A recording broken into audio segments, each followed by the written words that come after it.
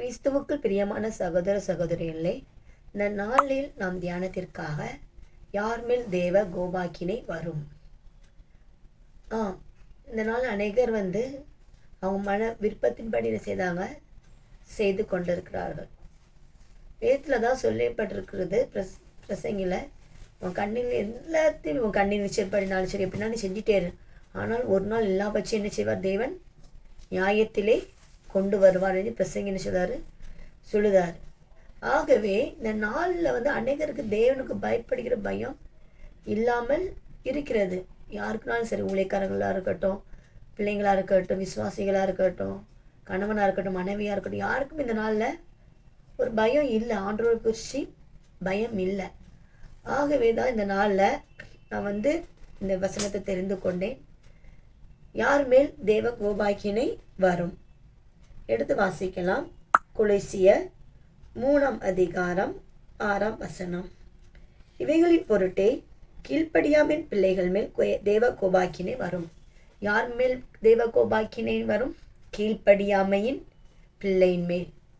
அவங்க யாரெல்லாம் கீழ்ப்படியலையோ அவர்கள் மேல்தான் தேவ கோபாக்கினை வரும். இயேசு விரும்புகிறது மிக விருப்பம் ஒரு காரியம் கீழ்ப்படிதல். கீழ்ப்படிதல் ரொம்ப ரொம்ப ரொம்ப முக்கியமான ஒரு காரியம். யார் கீழ்ப்படிதல் இல்லையோ, யாருக்குள்ள கீழ்ப்படிதல் உள்ள ஒரு இது இல்லையோ அவங்க மேலே தேவ கோபாக்கின நிச்சயம் கட்டாயமாக வரும்.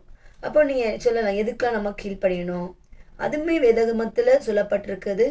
நாம் எதுக்கெல்லாம் கீழ்ப்படிய வேண்டும், யாருக்கெல்லாம் கீழ்ப்படிய வேண்டும்னு வேதத்தில் சில காரியங்களை சொல்லப்பட்டிருக்குது. அதுவே நம்ம தியானிக்கலாம். நிறைய பேருக்கு நம்ம கீழ்ப்படியணுண்டு வேதாகமத்தில் சொல்லப்பட்டிருக்குது. ஆனால் முக்கியமான சில காரியங்களை, சில பாயிண்ட்ஸை நான் உங்கள்கிட்ட சொல்லுது. ஏன்னா அது ரொம்ப முக்கியமானது. நம்ம அதுக்கு கீழ்ப்படிஞ்சாலே கட்டாயமாக எல்லாத்துக்குமே கீழ்ப்படிந்து விடுவோம். முதலாவது நம்ம யாருக்கு கீழ்ப்படியணும்? முதலாவது நாம் தேவனுக்கு கீழ்ப்படிய வேண்டும். வசந்தை சொல்லப்பட்டிருக்கு, தேவனுக்கு கீழ்ப்படிங்க, பிசாசுக்கு எதிர்த்து நெல்லுங்க. அப்போ முதலாவது நாம் தேவனுக்கு என்ன செய்யணும்? கீழ்ப்படிய வேண்டும். தேவனுக்கு நாம் எப்படி கீழ்ப்படிய முடியும்னு நீங்கள் கேட்கலாம். நான் தேவனை பார்க்கலையே, நான் தேவனுக்கு எப்படி கீழ்ப்படிய முடியும்? நீங்கள் தேவனை பார்க்கல, சரிதான். ஆனால் தேவன் நமக்கு எழுதி தந்த வேதாகமம் நம்ம இடத்தில் இருக்கிறது. தேவன் நமக்கு எழுதி தந்த வேத புஸ்தகம் நம்ம இடத்தில் உள்ளது. அதனுடைய வார்த்தைக்கு நம்ம என்ன செய்யணும்? கீழ்ப்படிய வேண்டும். அது எழுதப்பட்டுள்ள ஒவ்வொரு வார்த்தைகளுக்கும் நாம் கீழ்ப்படிய வேண்டும். ஊழியக்காரர்கள் சொல்லுகிற செய்திகள் மூலமாக ஆண்டவர் என்ன செய்வார்? நம்மளோடு கூட பேசுவார். அந்த வார்த்தைக்கு நம்ம என்ன செய்ய வேண்டும்? கீழ்ப்படிதல் வேண்டும். ஆண்டவருடைய வார்த்தைக்கு முதலாவது நாம் என்ன செய்ய வேண்டும்? கீழ்ப்படிய வேண்டும். வேதாகமத்தை படிக்கும்போது மாத்திரமல்ல, ஒவ்வொரு மெசேஜ் கேட்கும்போது ஆண்டவங்களோடு கூட பேசுவார். அப்படியே ஆண்டவங்களோடு கூட பேசும்போது இந்த வார்த்தைக்கு நீங்கள் என்ன செய்யணும்? கீழ்ப்படிய வேண்டும். முதலாவது நீங்கள் ஆண்டவருடைய வார்த்தைக்கு என்ன செய்ய வேண்டும்? கீழ்ப்படிய வேண்டும்.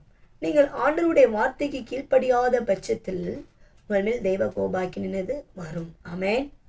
ஆகவே முதலாவது நம்ம ஆண்டவருடைய வார்த்தைக்கு என்ன செய்யணும்? கீழ்ப்படிய வேண்டும். ஆகவே வேதத்தை அதிகமாக படிக்கதான் நமக்கு ஆண்டவருடைய வார்த்தை தெரியும். தேவனை குறித்தான ஒரு அறிவு வரும். அப்போதான் நம்மளால் கீழ்ப்படிதல் முடியும். தேவனை குறித்த ஒரு ஞானம் இல்லாத பட்சம் நம்ம எதற்கும் கீழ்ப்படிய முடியாது. அப்போ வேதத்தை படிக்க தேவனை குறித்த ஞானம் வர நாம் கீழ்ப்படிதல் கற்றுக்கொள்ளும். ஆமென். இரண்டாவது யாருக்கு நாம் கீழ்ப்படிய வேண்டும்? இரண்டாவதாவது கணவன் மனைவி குடும்பத்தை பார்ப்போம். முதலாவது ஆண்டவருடைய காரியத்தை பார்த்தோம். ரெண்டாவது குடும்பத்தில் கீழ்ப்படிதல் ரொம்ப ரொம்ப அவசியம். அதுவும் வசனம் என்ன தெரியுமா சொல்லுது? மனைவிகளே, உங்கள் சொந்த புருஷர்களுக்கு என்ன செய்யுங்கள்? கீழ்ப்படியுங்கள். ஆமென், ஆமென்.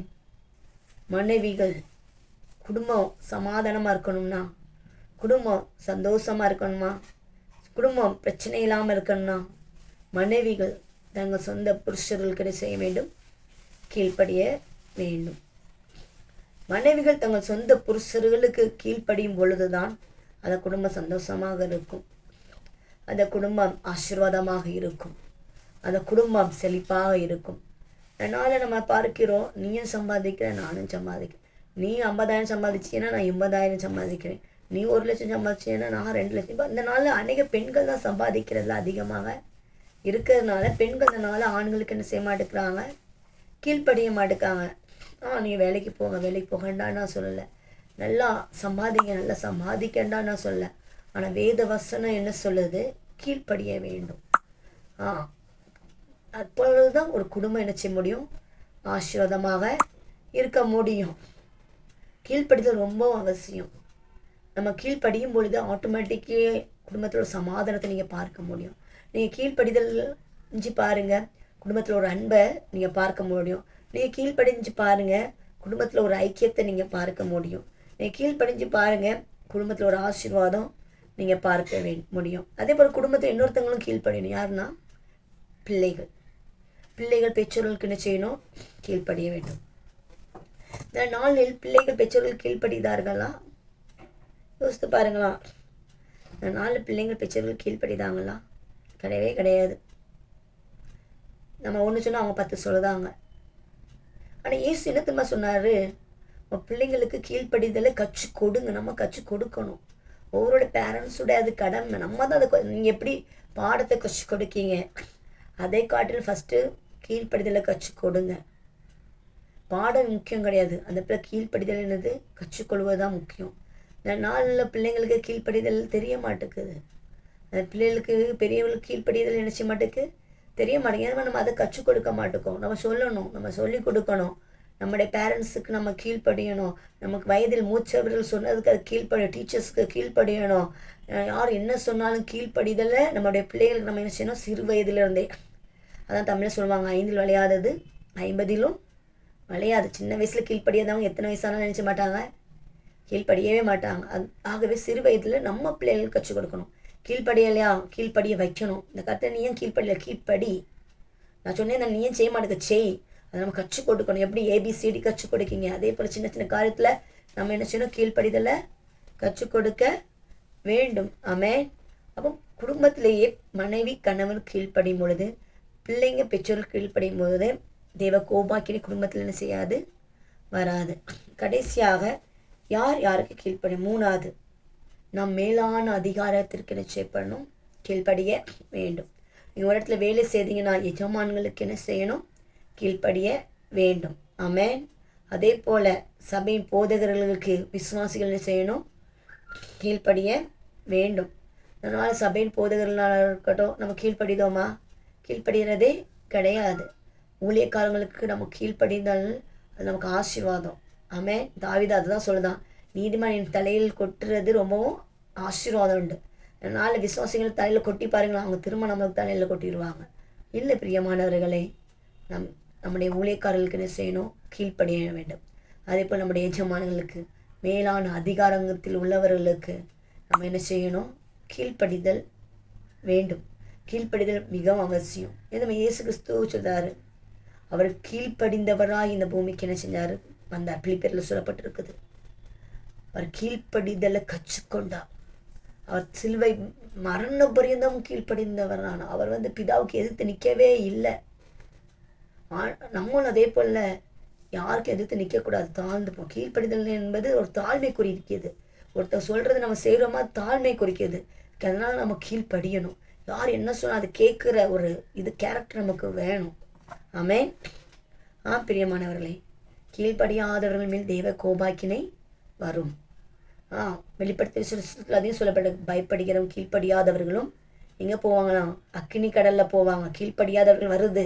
அவன் நம்ம கீழ்ப்படியாமல் இருக்கக்கூடாது. அவன் நான் யாருக்கெல்லாம் கீழ்ப்படியணும்னு சொன்னேன், அதாவது தேவனுடைய வார்த்தைக்கு, தேவனுக்கு கீழ்ப்படிய வேண்டும். 2வது குடும்பத்தில் மனைவி கணவனுக்கு கீழ்ப்படியணும், பிள்ளைகள் பெற்றோர்களுக்கு கீழ்ப்படியணும். 3வது உலகத்தில் பார்க்கும்போது நமக்கு மேலான அதிகாரம் எஜமான்களுக்கு நம்ம என்ன செய்யணும், கீழ்ப்படியணும். கடைசியாக சபைன்னு பார்க்கும்போது நமக்கு கொடுத்த ஊழியக்காரர்களுக்கு நம்ம என்ன செய்யணும், கீழ்ப்படிதல் இருந்து இருக்கணும். நம்ம கீழ்ப்படியும் பொழுது மேல்படியான ஆசீர்வாதங்களை நம்ம என்ன செய்ய முடியும், பெற்றுக்கொள்ள முடியும். தெய்வ கோபாய்க்கு நம்ம மேலே என்ன செய்யாது, வராது. நம்ம ஜெபிக்கலாமா.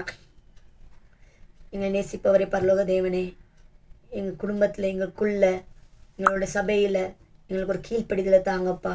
அதை கீழ்ப்படிதல் நாங்கள் கற்றுக்கொள்ள உதவி செய்யுங்க. எங்கள் பிள்ளைகளுக்கும் நாங்கள் கற்றுக் கொடுக்க எங்களுக்கு உதவி செய்யுங்க. கீழ்ப்படியாமல் பிள்ளைகள் மேல் தேவ கோபாய்க்கினே வரும்ப்பா. அந்த பயம் எங்களுக்குள்ளே வரட்டும். நாங்கள் எல்லாருக்குமே கீழ்ப்படிவோம் தகப்பனே. உங்களுடைய வார்த்தைக்கு கீழ்ப்படி எங்களுக்கு உதவி செய்யுங்க. நீங்கள் எங்களுக்கு உதவி செய்யுங்க. உங்களுடைய பிள்ளைகளுக்கு உதவி செய்யுங்க. இயேசுவின் நாமத்தில் பிதாவே, ஆமென். God bless you.